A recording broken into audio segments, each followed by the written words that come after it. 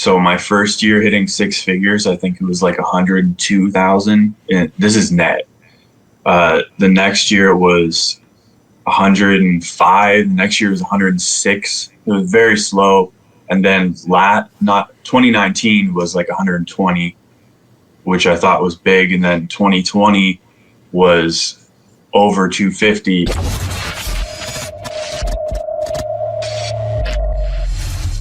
Let's be honest, you're not gonna find these videos anywhere else. Why? Because I make them. So it would really help me out if you subscribe. If you've already subscribed, what also really helps is if you like the video and leave a comment. It's hard in the era of clickbait videos on YouTube and negativity in the producer community, and I appreciate your support. Thank you so much. You're letting your hair grow out. Is that new? It's just a quarantine cut, bro. We still haven't been going out really.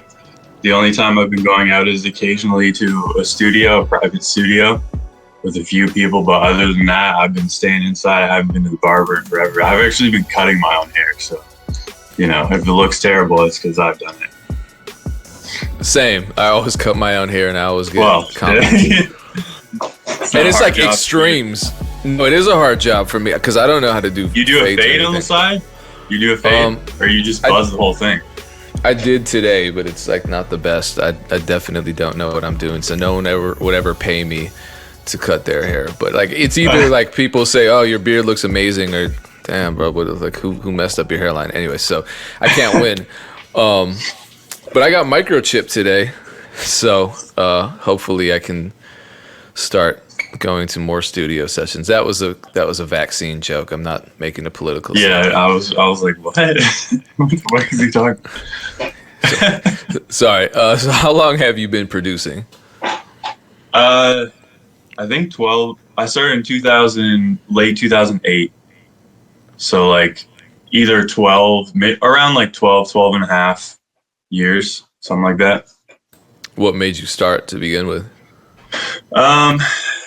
So I used to play like guitar in a band I started playing guitar when I was like 10.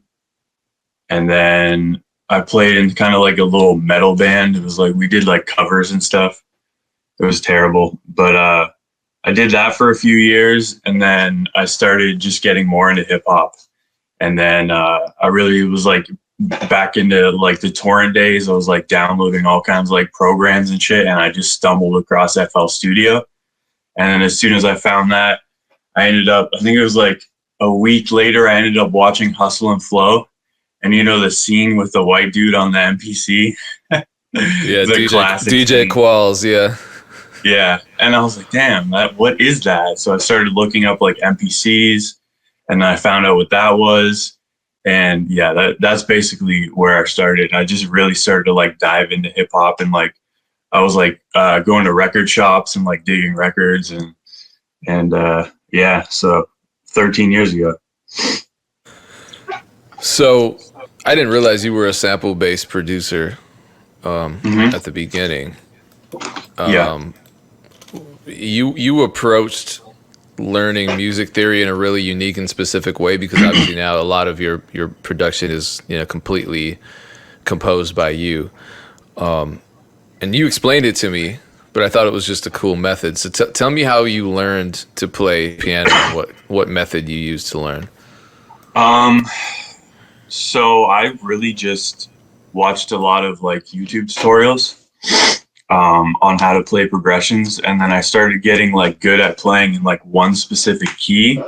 So I literally just play I've kind of branched out now more and I play in more keys. But for the first, like, I would say 3 or 4 years, really up until like last year, I was playing just in B flat minor. And I would look up tutorials, and every time I would just type in chord progression, B flat minor, and I would really just like memorize a bunch of chords. So my thought process was I just have like an arsenal of chords. Anytime I want to replay over a sample that I've dug, I'll just pitch it down to where I play, the key that I play in. And then once I like that idea, I'll take the whole thing and pitch it back up to whatever key that I wanted in. So for a long time, I was just playing in one key, which for a producer, I think is actually like one of the, like I guess musicians, like anyone who knows theory or who's actually like trained well on an instrument properly, they're probably going to disagree. But I think for a producer, like just playing in one key makes it so much easier, so much faster to learn, and you can just learn as many chords as you possibly can. And as long as you're not playing in front of people and you don't have to like come up with shit on the fly, it's easier for producing it, in my opinion. Um, but yeah, because you can just transpose everything in the VST, so it really doesn't matter at the end of the day as long as it comes out dope, you know.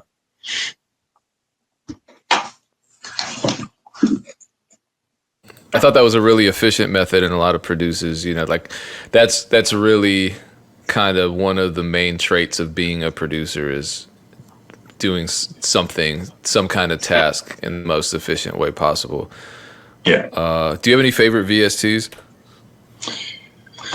For a long time it was Keyscape, just because the pianos.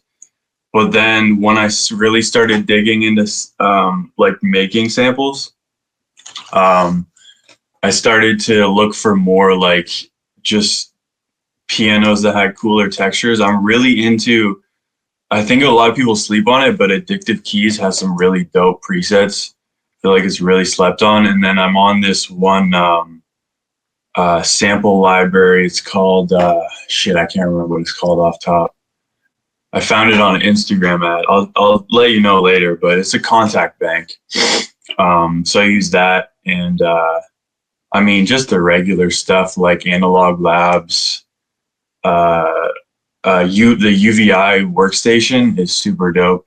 They have some really good synths. I actually think it's kind of better than Analog Labs, to be honest with you. But yeah, those are like the main three.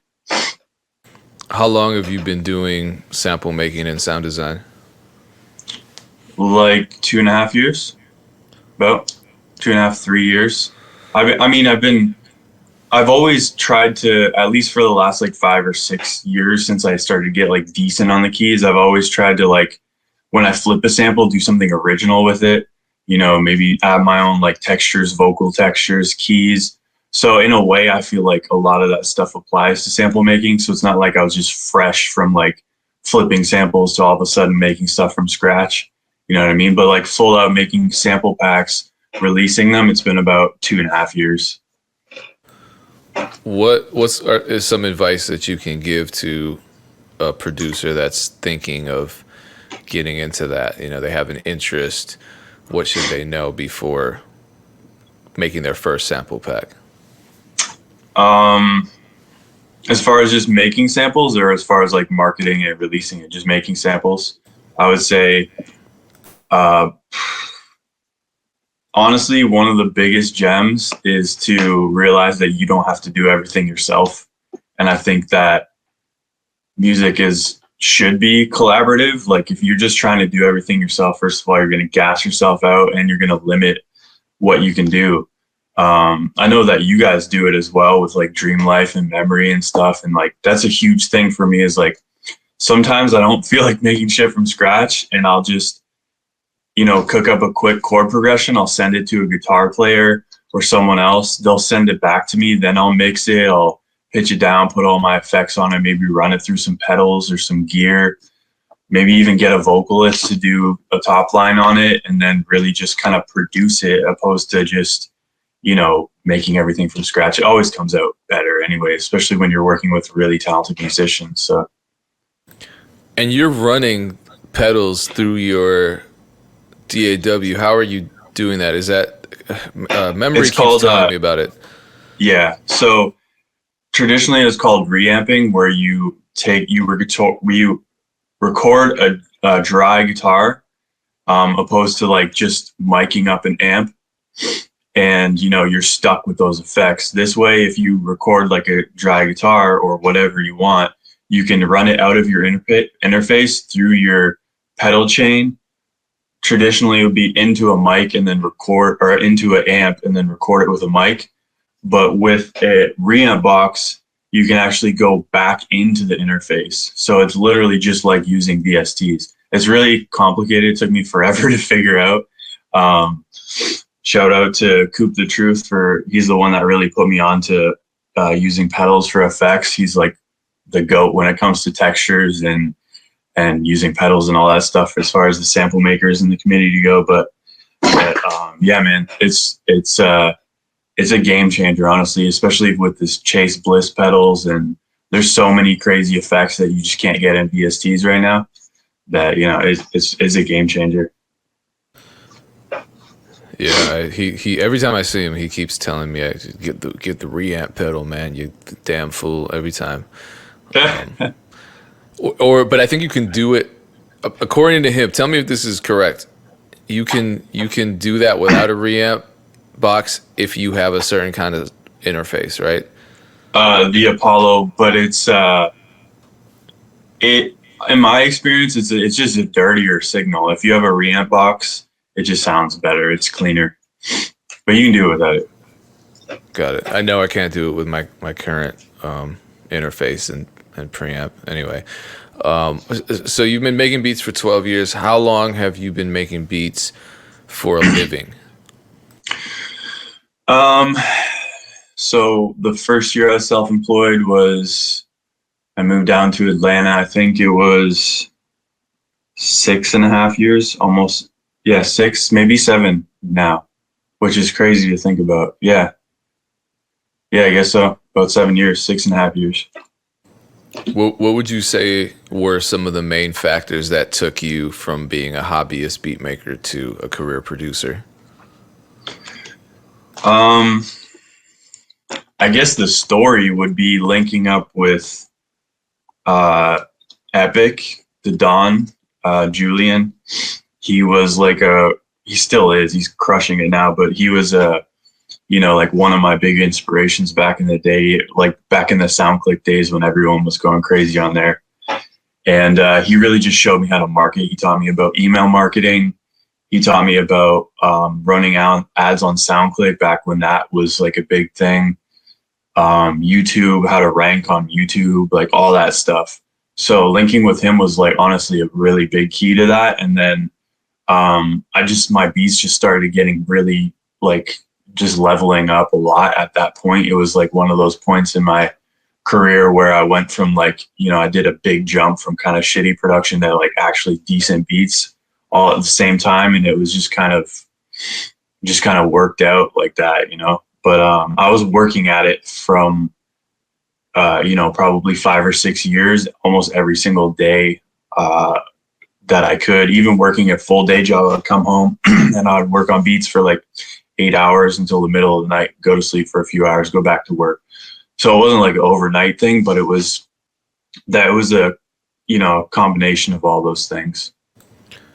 So then it took you about 5 years or so just to get to the point where you actually viewed your beats as good or as on the level of what your influences were creating. How did you focus and hone in on making better beats, and then how did you know that your beats were good enough at that point?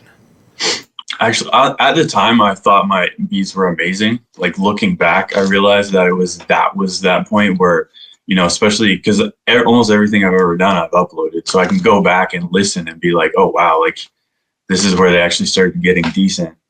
But really, just studying it. Like I was a smoker for like I quit like four years ago now, but I was a smoker, so every time I would go out for a smoke break, I would take my headphones, I would listen to my mix, and then I would listen to like my favorite song and I would just reference it. And I did that with all my favorite producers back when like SoundCloud was like a big thing and there was all the crazy producers on there.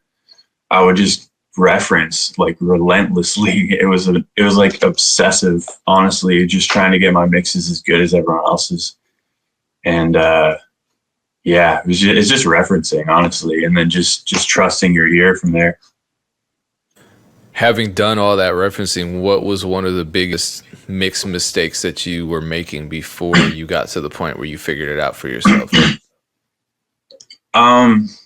Listening to like conventional mixing advice and, you know, from engineers who make different genres. Like I was always going back and listening to like engineers who were on all the technical stuff.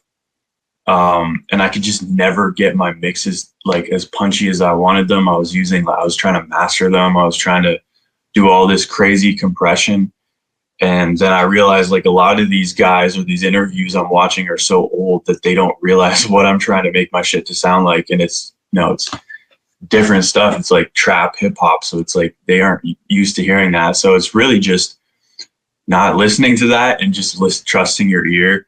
I mean, a lot of the times, even back then, and my mixes still sounded decent. I do them different now, but I would literally just turn everything up as loud as it could go. I didn't care if it was clipping, as long as it wasn't distorting. So I would turn it up as loud as I could, and then kind of come down from there to where it sounded clean enough, but like loud enough. And then using like a little limiter on the master would help too, like a soft clipper if you're in FL Studio. But yeah, it's just trusting your ear, really. Hey guys, if you don't use FL Studio, you can still use a soft clipper. You FL Studio people. So elephant in the room. The key. Well, first let me ask: did you delete the Beatstars 2020 income post from your Instagram? If so, maybe I don't want to talk about it. No, it's on there. Yeah. Okay, I just couldn't see it. Okay, so then we can talk It's about behind it. a slide. It's behind a slide of another picture. Got it. Yeah. What? Okay. It was impressive how much income you generated on BeatStars in 2020. So congratulations on that. I think everybody was really excited for that. Thank you, bro.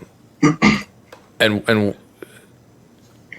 I guess what were past years like compared to 2020? Was 2020 a big jump for you? Yeah, huge. It was more than double, honestly. Wow. Yeah. So for about I would say 4 years in a row, it was very, very slow increase.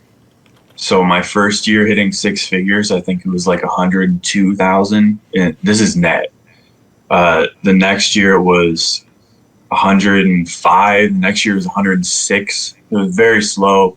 And then 2019 was like 120, which I thought was big. And then 2020 was over 250. And it was really just a combination of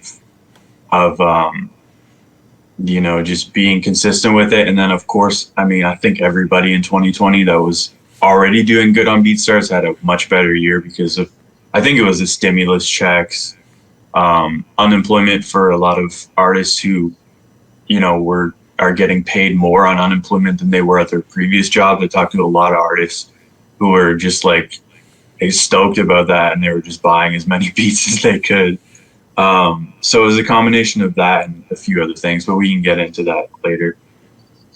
Well, or we can get into it now. What do you think some of the bigger factors were just for you as your brand? Your habits, your scheduling, your level of consistency. What would you say were some of the biggest determining factors in that kind of jump? I mean, more than doubling your income in any field is a hell of a feat. So for you specifically, what felt like the reason? So the main reason I know was I started working with other producers, and I've been doing this for about 3 years. But as soon as I started seeing my income increase like significantly, it just motivated the shit out of me, and I just started making and releasing as many beats as I could. The last couple of years, I was kind of on the border of like, should I do half placements, half samples, or like, and then delegate some time to BeatStars. But once I saw the income increase, I just knew I had to take advantage of it. So, but the main thing was really working with other producers and sending them my beats or samples to upload on their site and give me 50%. Some give me a little more, some give me a little bit less, but it's around there, and it's really not a collab. I just send them a finished beat. Like I said, sometimes it's a sample. If they don't feel comfortable doing that, they'll just flip the sample, give me 50%, just like a collab. which honestly is amazing because you already have a finished sample pack that you can just send them, and it's honestly as passive as it gets when it comes to making, money off beats. But it was really just sending stuff to a bunch of producers. I'd go on YouTube, find like the top guys like in the genres that I was looking for, hit them up on Instagram. Half the time they only have a few hundred followers on Instagram, even though they have 200,000 followers on YouTube. DM them and just, be like, yo, what's up? I love your work. If you want to, do this, blah, blah, blah. And yeah, it was kind of stacking up over time of just hundreds of beats out there on other people's YouTubes. And then once that stimulus check and everything started happening, it was like, boom. It felt like out of nowhere, honestly, but it was a combination of a lot of things, and just being consistent too, and uploading twice as much as I used to.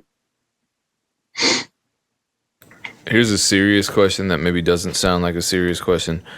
Do you have any tips for keeping your studio space clean? You're always in a really clean environment, and not all producers are in clean environments. I cleaned up. I cleaned up last night, but it's actually not too hard to keep clean because, for one, my girlfriend did all my cable management, and for two, she took all my cables that I wasn't using and like individually I shared this on my story, but it's like the most story replies I ever got. People are like, "Damn, she's a keeper," but she took every single cord, individually wrapped them, and she put them in this like organized drawer thing. So shout out to her. But yeah, I mean, it's not too hard. I don't have that much gear. All I have is pedals and a few keyboards, and that's it. I'm not a gear guy. Was it just that you asked her? Was it your birthday, or did she just come in and she just did it? Because she was sick of seeing all the cables looking crazy. Yeah, probably. Okay. Honestly. Yeah. So producers, just piss off your significant others, and maybe they'll be compelled to, just out of frustration, help you organize. So I know you mentioned YouTube. Do you upload beats to YouTube that often these days? No, I just started getting back on YouTube like 3 months ago, and I upload like maybe once a week. I've been trying to get better at it. I've just been juggling my time between that, and then I've been working on a lot more placement stuff lately. So I've been just honestly slacking on the YouTube stuff lately. So we had one. I think it's I'll tie this all together. But last week I had the producer team Anyway Well on here, and they're a group of 4 producers, and they're all making a living off of a single Beatstars account, and they don't really use YouTube at all. They're like you, where their 2021 goal is to actually get into YouTube. And you hear all the time producers saying, you can't make a living off of beats if you're not big on YouTube. Now, obviously, Anyway Well is doing it, and you're doing it. You said you made over 250,000 in 2020 alone, and you don't have big YouTube numbers. So the majority of your sales are just coming right in through Beatstars. Beatstars email marketing has always been a huge thing. I think it's like I can't remember the last time I checked, but I think it's around 65% of my business are return customers. So just have like a really loyal customer base, honestly, and then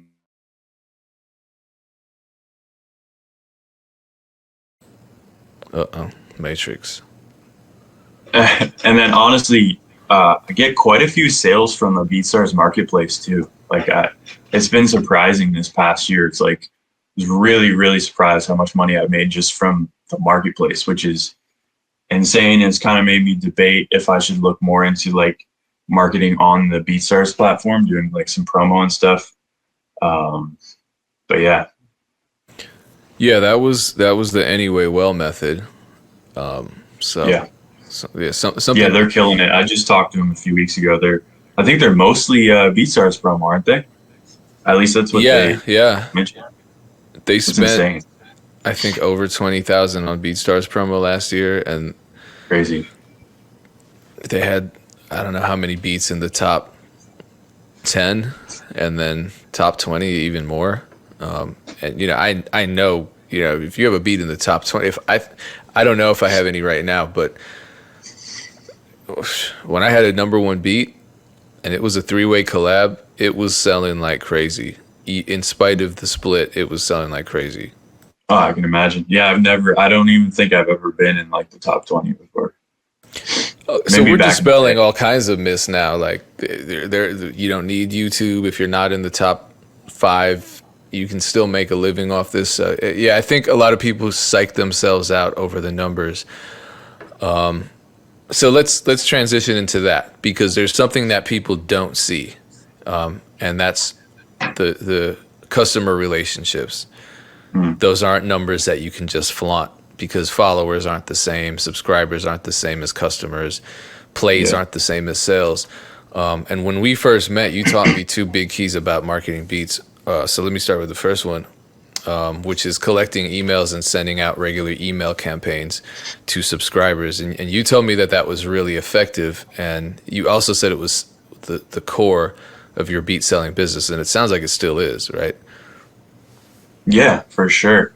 I mean, I think that's the most important thing in any business. I mean, if you look at why Amazon's so big, it's because it's like the most convenient place to buy anything. And then when you need to talk to someone, it's like instantaneous and they're like easy to work with and nice. And I feel like that's should be like the foundation of any company, you know? So anytime someone emails me, um, I do my best to get back to them as soon as I can. And even if they're a little bit annoying or they're asking for too much or whatever, I always be as nice as I possibly can, because sometimes I feel like, saying something different and then I'm like, no, just do what you've been doing. And then it turns out they really appreciate it. And then they start buying more beats from me. So it's like, just, you know, just have good customer service and respond as fast as you can, and try and like, exceed their expectations. Sometimes if someone like a beat or a stem is messed up in a beat and I can't find it, I'll just give them 2 free beats just for the trouble. And then they'll appreciate the hell out of that, and they'll come back and they'll buy 10 more beats over the next couple months. So yeah, just customer service, man. And then the second key you gave me about emails was that your emails need to be conversational, not super sterile or even necessarily professional sounding. And you told me sometimes your subject line is just yo. Yeah, that's the best. That's the one. Or like, what's up? Yeah. So when you keep your emails conversational, do people tend to reply a lot and start conversations with you, and where does that lead? Way more. Not as much nowadays, because I feel like a lot more producers are doing email marketing. So, they're probably getting a ton of emails every day that have the same subject line, like yo or what's up. I've told a lot of people about this, and I feel like, a lot of people have just got onto email marketing more in general, not just from me, but it's just super effective way. And I think when you do it more personal and you ask some questions that are genuine, they actually have something to respond to, instead of just sending out a statement of, hey, I dropped more beats, or hey, I have some deals. Ask them how they're doing, bring up a current subject in the news, or just give them like some valuable information. Like I say this all the time, just give more value than you're getting. It's like the Gary V formula. It's worked for him, so why can't it work for everybody else? It's like, just give as much value as you possibly can. People appreciate that so much, like they'll become long-term followers, or customers, just because they appreciate you putting in that much effort and just giving them value. They have a reason to come back. Yeah. Okay. So you already said that a lot of your sales come from repeat customers. How often do you send out emails? Lately I've slowed down quite a bit. It's only been maybe um, once a month. Last month it was twice a month, but it used to be probably, I mean, the beginning of this year and all last year, it was like once a week at least. I try not to do 2 or 3. It just gets to be too much, especially if you're trying to create conversation. It's almost annoying. Like, why does this guy keep hitting me up? You know, if you're doing a traditional marketing where you're just giving deals, or it's like during the holidays for like coupon codes or whatever, that's different. But on the regular, I wouldn't do any more than like once a week. How do you collect email addresses for your list? All mine are just from return customers, which is probably why my return customer base is so high. But that's for the beats, and then the sample site is different. But we can talk about that later if you want. Yeah, I definitely want to talk about that. In terms of paid advertisement, I know you mentioned doing that back in the SoundClick days. Do you do any kind of paid advertising now? I watched your video with Mike on YouTube ads, so I've run a couple. So if you go on my YouTube channel and you see the ones with like 70 or 50,000 views, that's because I tried that. That actually worked really well for me. I've had a lot of people hitting me up from YouTube. So that I just started doing, but I do Instagram story ads. That's mostly for the sample site. When I drop a sample pack, I'll run a lot of Instagram story ads, and it works amazing. But everything else, I don't really run ads anymore for like the Beat Store specifically. Aside from YouTube, there's no ads. So what are some differences between promoting beats and promoting your sample store?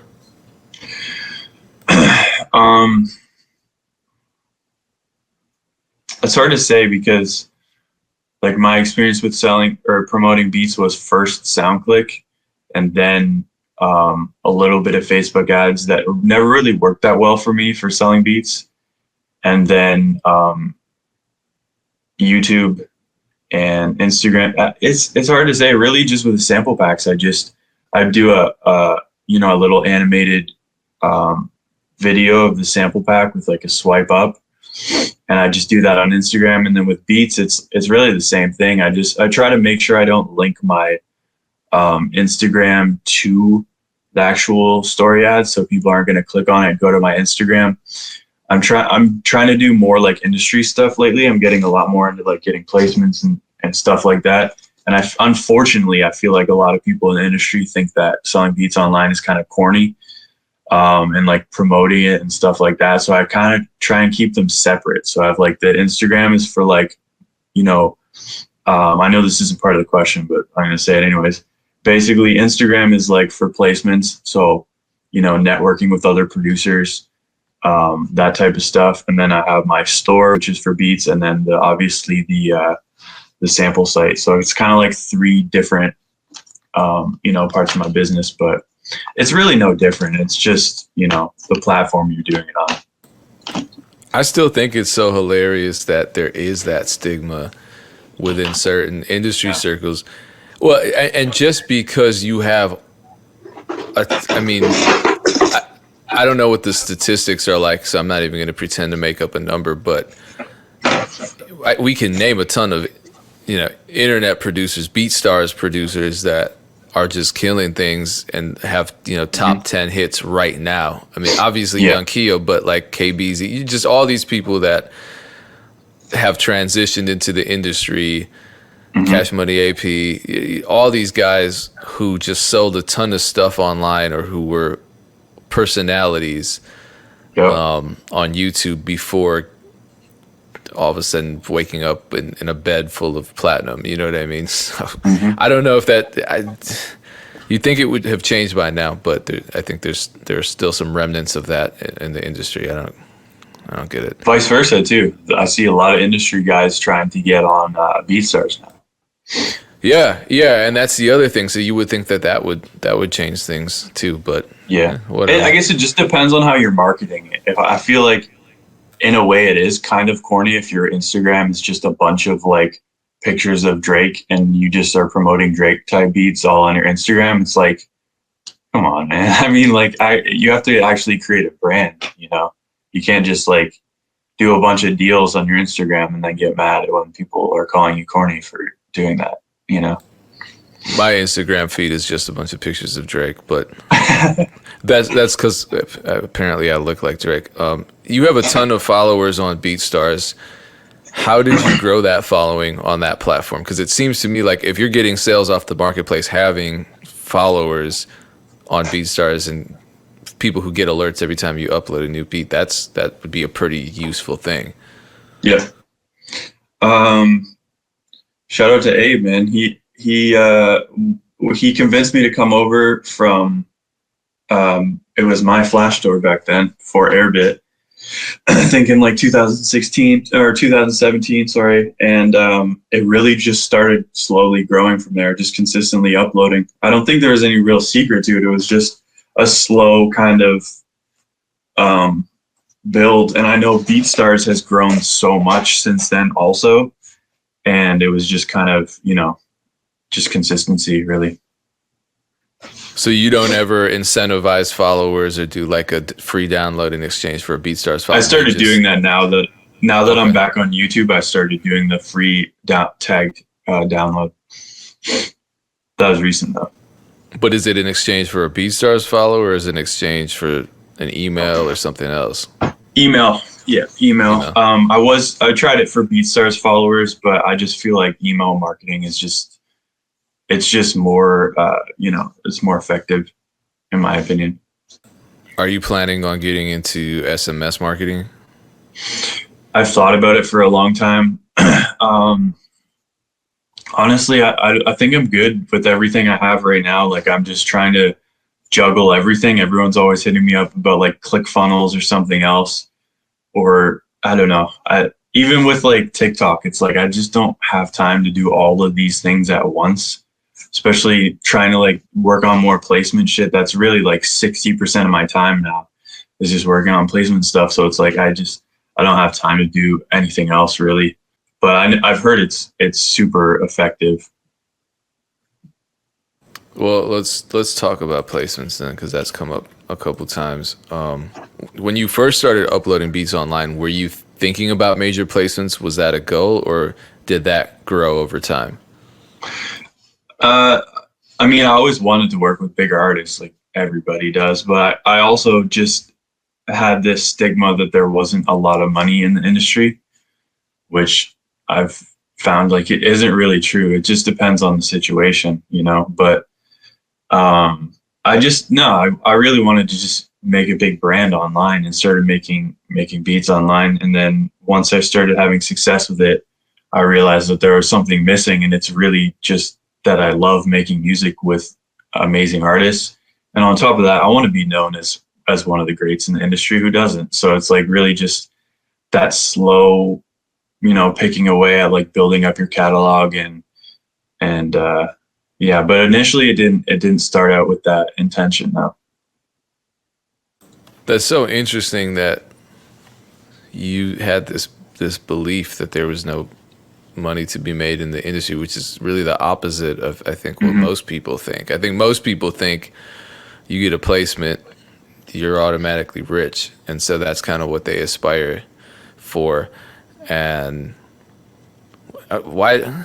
I just heard so many horror stories, even starting out, like just because I've always been really heavy on networking. So when I first started producing, I was on Facebook, like adding different producers and stuff and just talking to people. And I just heard all these stories, like it takes you forever to get paid. If you do get paid, sometimes like they just take your beat and like remake it, or it's just like, you know, I just heard so many horror stories. So I was like, and I knew at the time, there wasn't that many people like going crazy with selling beats online, but I was watching like Johnny Giuliano, these type of dudes, like the OGs on SoundClick, who I knew were making crazy money. So that's really who I was trying to be like back then. It was like making 6 figures a year at the time seemed like insane. So I was trying to chase that more. It still kind of is insane, but it is, yeah. I would agree that it does take forever to get paid off of major placements. It does. It That's does. the frustrating thing. And they have these new portals. This is why I kind of go between, like, every time we get a major placement Yeah. and I have to sign up to a new payment Are you portal. talking about the Atlantic, or the Atlantic portal? Dude, Um, the worst shit ever. I'm not even talking about the Atlantic portal. UMG has one. The Yeah, one I recently did was Disney because I got a sync placement, yeah, and the Disney portal. Oh my God, that was a portal. That's the portal to end all payment portals because there's like a pre approval process where you have to talk to people and then sign up and then get a number and then email that number just to be able to submit an application for the portal. And I'm like, wait a minute. I have to apply to get money for a job that I completed 6 months ago. It was the weirdest thing. yeah. The portals are the worst, man. The first one, I was so confused. I think it might have been with Universal, and it took me so long to figure it out. And we got paid, I think, like a year and a half after the song came out. And it was, yeah, the portals are the worst. Yeah, and then in the meantime, you're just getting sales notifications off BeatStars all day, and you know that money's instantly in your account. It's Right. just anyway. When did you get your first placement? Because I know for a while, you were just really hyper focused Yeah. on the online Yep. licensing space. Yeah, I just started chasing placements about a year and a half ago, a little over that. But my first placement was with my bro, um, Daniel Vega. Me and him got a placement with, I think the first one was Currency, Mozzie, and Burner on the Currency and Burner collab album. That was my very first placement about a year and a half ago. What was the story behind that? How did that get to That those was just a artists? random one. He just hit me up, said, "Hey, I used your loop. We got this record." I was like, "All right, cool." Oh, nice. So you had just Yeah, been sending him samples the whole time. yeah, we've been working for quite a few years, me and him. So yeah, I just sent him a pack, and yeah, he got it placed. And that was 2019? That was 2019. Yeah, that was the first one.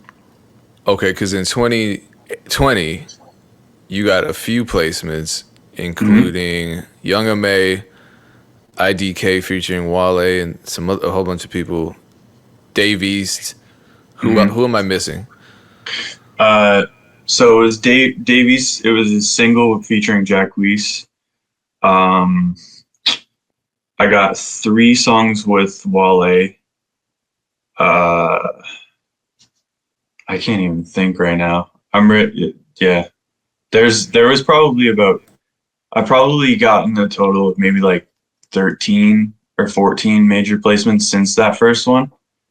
And then, now it's just a waiting game on the other ones. Those are all the released ones, but there's a bunch of new stuff that's supposed to come out within the next month or so that I'm super excited about, which probably shouldn't say anything about, but yeah. No, I'm not going to ask you because that's something that I'm really superstitious about too. Yeah, me too. Okay, so what was the craziest placement? The biggest bag was definitely the Davies one because it was a single on his debut album, and it was the Jodeci sample, however you say it, Jodeci. Um, yeah, that record we got definitely the biggest bag for that. But yeah, that's probably the biggest one that I've had so far, honestly. I know with the Young M.A. placement, that did that project get certified? I have no idea. Okay, something to watch for. But that was a You mean collab with you mean did it go gold? yeah. I think it's like it's about to go gold. The numbers are like, I know she posted something like in October, and it was already almost gold, so it's probably gonna happen any day.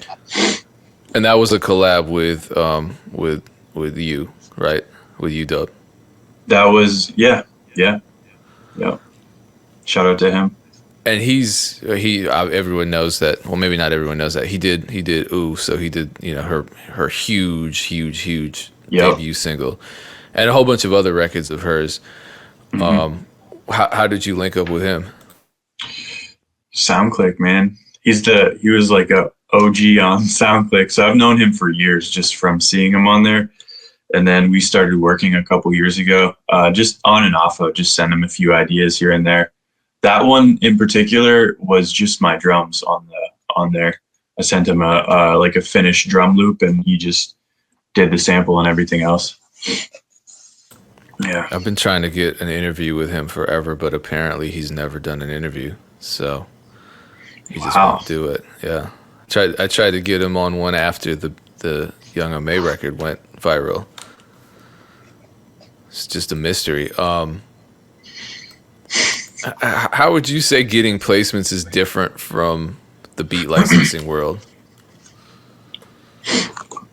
It's massively different. It depends, because you can get sample placements, which are either amazing or a huge headache, which I've honestly I was thinking about waiting to kind of announce it, but I think this next pack's going to be my last one, just because it's such a pain in the ass chasing down people to get paid. I feel like I have probably 6 records within the last year, bigger ones that I haven't gotten credited on. So yeah, that's sample placements. But as far as actually getting placements working with artists, it's just networking and then finding a couple producers that you work really well with. So a producer that I work with a lot, almost every day now, his name's Tariq Beats.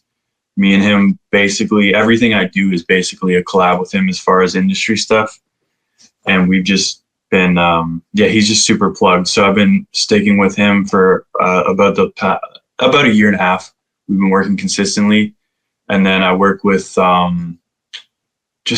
everybody, honestly, everybody that I can. But there's like 3 or 4 that I just stay consistent with. And we just build a tighter relationship that way. When, you know, he comes up with an opportunity, he knows to just hit me up first. Because I also try and do the same thing with working with industry guys and getting placements as I am as customer service. Is like, I'm trying to do it as fast as I possibly can. That's like major key in the industry. If someone hits you up for something, do it right away. Especially if they're asking you to like remake something or add something to it, do it right away. So within like an hour or 2, I try and get the idea back as fast as I can and as like quality as I can. And they're like, I hear it all the time from people that I'm working with, is like, damn, like you work so fast. And it's like, because I'm trying to, prove a point to you, is like, when you come up with an opportunity, you need something, hit me first, because I will get to it right away. So yeah, that's really the difference. Just networking and then just creating like really strong relationships with those people that you really fuck with. Don't just work with people because they're getting placements. Work with people that you actually work well with and you fuck with how their sound is. So on the journey to where you are now, did you have any moments where you doubted what you were doing, doubted your eventual success in the music business? Yeah, every day. Every day I'm simultaneous. I think a lot of producers are like this, but musicians, artists in general, but I'm at one time I'm like the cockiest person ever. I think my shit's amazing. And then on the other side, I'm like super self-conscious and like, fuck, why isn't this working faster? I feel like this is never going to happen. I wouldn't say every day, but I would say at least once a month, I go through like a little kind of just beat block and then just overthinking things. It's been like that my entire career. I feel like a lot of people are like that. I don't know if you do the same thing, but a lot of producers I talk to, they go through beat block and just feeling like quitting sometimes. Like it happens all the time. It's just, you gotta, when that happens, I really just kind of try and sit down and think like, what the fuck else am I going to do, man? Like, this is what I love to do. Like, what am I just going to quit and go find a different career? It's like, I love doing this. So just like put your head down, and you've seen what's happened so far. So just fucking keep going. Like, be patient, Yeah, I think It's funny because it's hard at every level. It was hard before, Yeah. the successes and the placements and the sales benchmarks, and after it's just as hard. It's something about the mind of a creative person where it's just Hmm. never enough. I don't. Yeah. That's one for the therapy session. So aside from the retirement bombshell, what are you excited for in 2021? Just all these records to start coming out. I've been working the last like year or so with so many producers, and just yeah, I've been working on some really cool shit and just really awesome records and really talented producers. Just so much good music, and like by far the biggest records I've ever gotten. And it's really like a snowball of all the things I've been waiting for are going to come out this year. So I'm just super excited to see what happens with these. A lot of new opportunities and stuff too. So Are you in the studio a lot with these artists or with songwriters or their people? Because like you said, you had 3 records with Wale last year. those were all those were all sample placements. Everything that I've gotten aside from the Jacquees record and the K Camp, or no, that was a placement, or that was a sample. I think, yeah, everything aside from the Davies one was from sample packs, and all the new shit I have coming out, I've actually got to work on. A few of the records I've actually got to do like post production after the song was already recorded, which was amazing. Super cool experience. Actually got to work one on one with some artists like over FaceTime, which was crazy. And yeah, it's really just all through networking on Instagram, finding people, creating those like close relationships, getting their number, then calling them whenever you have an opportunity. They call you when they have an opportunity, and then just building the relationship. And then, yeah, one thing leads to another. And it was easy this year because it's like everyone was doing it. It's quarantine. So it's like, it's different than before when everyone was saying like, you have to get into rooms. This is the norm now. Everybody's networking like crazy on Instagram because they can't go to the studio. Well, maybe they can now, but like, all 2020 or most of it was, you had to be online. So what do your studio sessions look like now? Because I know you still have in-person studio sessions, but they're obviously smaller, and they're with just working with a few musicians. And then this last one was just doing it was really just working with the artist that I know personally, that he's just doing his project. He paid me really well for it. And other than that, this is the first time I've been in the studio, very small sessions. I make sure the people that I'm around are not kind of going out like crazy. I'm not too worried. I don't want to catch COVID. Let's just put that out there, but I'm not super worried about it. But I do live with my girlfriend who has some health issues already. So I'm trying to keep it as, minimal as I possibly can until we can get the vaccine. So, but other than a couple, that's it so far. Hopefully this year it'll be different, but we'll see. Yeah, I mean it's a good period to have the home studio set up, and I think a lot of recording artists are scrambling to set one up or really regretting not having one, just because when the studio shut down, what do you do, right? Yeah. And I think, a lot of major artists too are even recording in smaller setups these days. I don't know if that's been your experience in the industry. Yeah, for sure. Yeah. So we don't have that much time left. How do people follow you? How do people check out your beats or contact you and follow you on social media? And then also YouTube, since that's your yeah, goal for I mean, I have 2021. so many different handles. Like, they're all different, but if you just Google my name, Dylan Graham, all of my shit's gonna pop up right away. So Instagram is at Dylan USOB. My YouTube's Dylan Graham, and samplestash.com is for my samples. Samplestash.com. Yep. Cool, man. Once again, I really appreciate your time Oh yeah. and sharing your experiences and whatnot. And then everyone who's watching this, if you have iOS, Beatstars is on Clubhouse. Stay tuned for those conversations. And then also check out the Masego contest, masego.beatstars.com. I think Sydney is probably going to drop that URL in the chat. So anyone who's in the chat right now, that will be a clickable link. You don't have to listen to my voice and try to understand what the hell I'm saying. All right, Dylan, man, I appreciate you.